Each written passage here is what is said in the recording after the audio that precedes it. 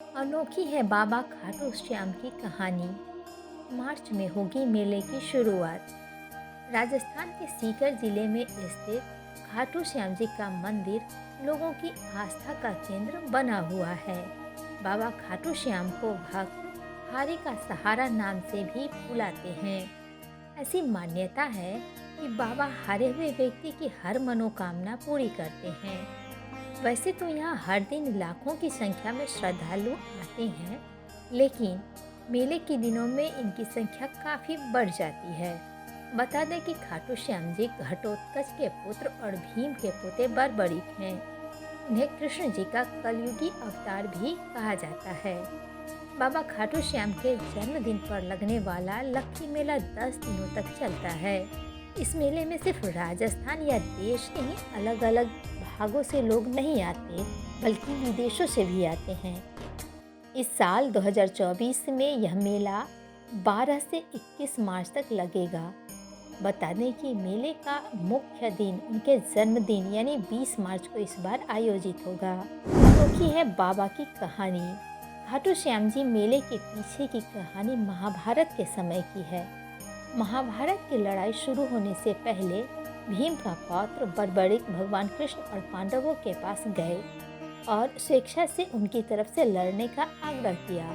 बर्बरीक बहुत बहादुर और एक महान योद्धा थे, जिन्हें भगवान शिव और अग्नि ने 3 अचूक बाणों का आशीर्वाद दिया था। उन्होंने उसे धनुष भी दिया था, जिसे वह तीनों लोक में विजयी होंगे। भगवान कृष्ण ने सोचा कि यह अनुचित होगा कि युद्ध न्याय के बिना समाप्त हो जाए, क्योंकि बर्बरीक बहुत शक्तिशाली थे और वे कौरवों की तरफ से लड़ रहे थे।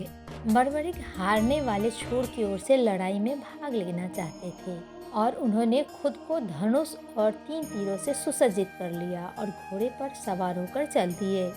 तब भगवान कृष्ण ने एक चाल चली।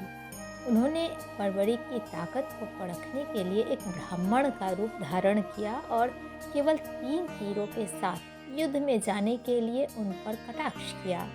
बर्बरीक ने तब ब्राह्मण को समझाया कि युद्ध में सभी दुश्मनों को नष्ट करने के लिए केवल एक तीर ही काफ़ी है। यदि वह तीनों तीरों का उपयोग करते हैं तो वह तीनों लोकों में अराजकता पैदा कर देंगे।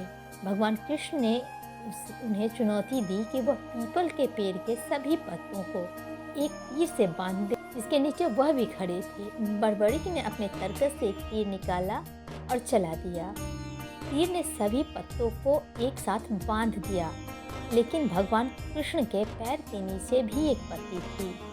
तीर फिर उनके पैरों के चारों ओर घूमने लगा और उन्होंने बर्बरीक से पूछा कि वह युद्ध में किसका पक्ष लेंगे।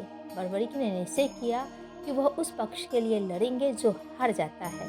भगवान कृष्ण ने कौरवों की हार का पूर्वाभ्यास कर लिया था। उन्होंने सोचा कि अगर यह बहादुर लड़का उनसे जुड़ता है तो परिणाम उनके पक्ष में होगा।